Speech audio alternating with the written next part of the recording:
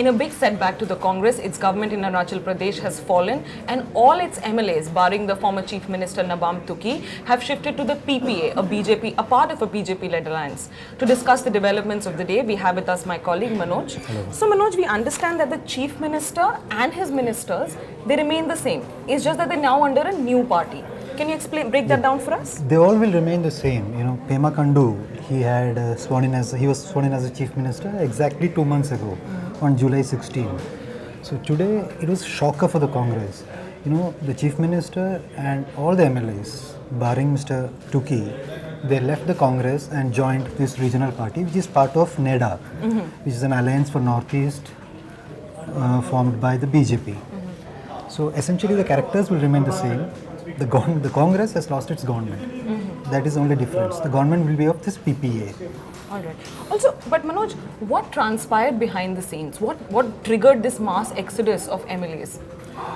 It was in the offing. If you are talking to the rebel leaders, the so-called rebel leaders now, one senior rebel leader told me it was a homecoming of inconvenience for them, referring to their re-entry into the Congress around 2 months ago.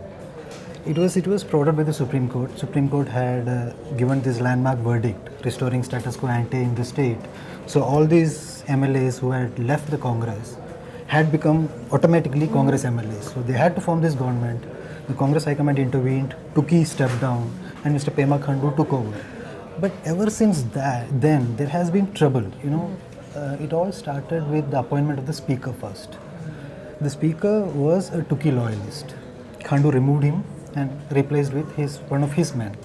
Then came the cabinet expansion. There were 4 Tuki loyalists who Nabam Tuki wanted as ministers. The High Command intervened and they put pressure on Mr. Khandu, and all of them were made ministers. The Chief Minister was not very comfortable with that. He was always saying, this High Command, which is sitting in Delhi, distant Delhi, pressurizing him. So this tension was simmering for long, but nobody expected, not even the Congress High Command, the least expected this thing to happen today. It was a shocker for them. Because, in Congress, in every state, there are tensions, there are factional fights, but nobody expects, the entire Congress Legislature Party to leave the party. So there was tension all along in the last 2 months, even latest the appointment of parliamentary secretaries. The Chief Minister was finding it difficult. There was pulls and pressures and the High Command was intervening. So finally, they decided, we don't want this High Command sitting in Delhi lording over us.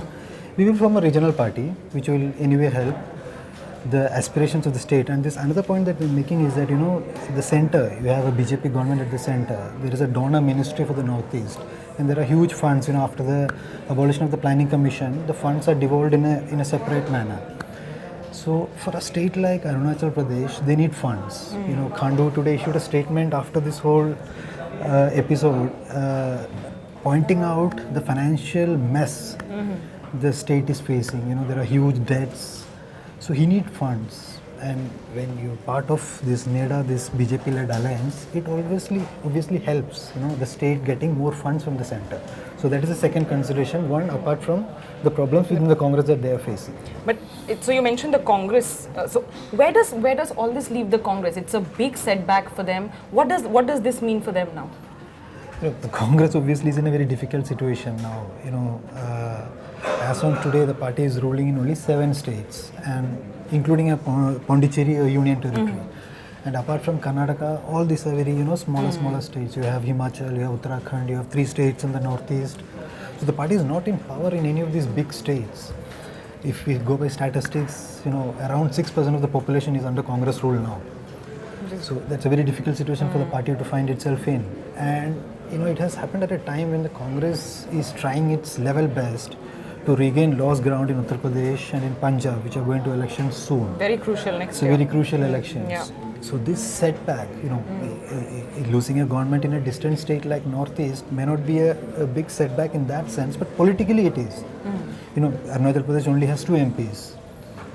So the stakes for 2019 is not that big from Arunachal Pradesh. But only morale-wise. But morale-wise, political-wise, Congress will have a tough time, The sense that the opposition obviously is helping to create that perception, but the sense is that the leadership is not in control of the situation in various states.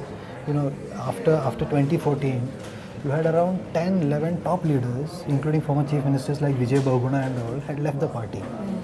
Former union ministers like G.K. Vasan, Jayanti Nadarajan, the list is There's some endless. big names and big So names. big names have left Yeah. the party. So this whole perception that this leadership in Delhi is not able to control what is happening in various states, Yeah. this will only, They're losing grip in that losing sense. grip. So this episode will only, accentuate that message. Okay, Manoj. Thank you for bringing us up to speed with those developments. For all the latest news and updates, stay tuned to IndianExpress.com.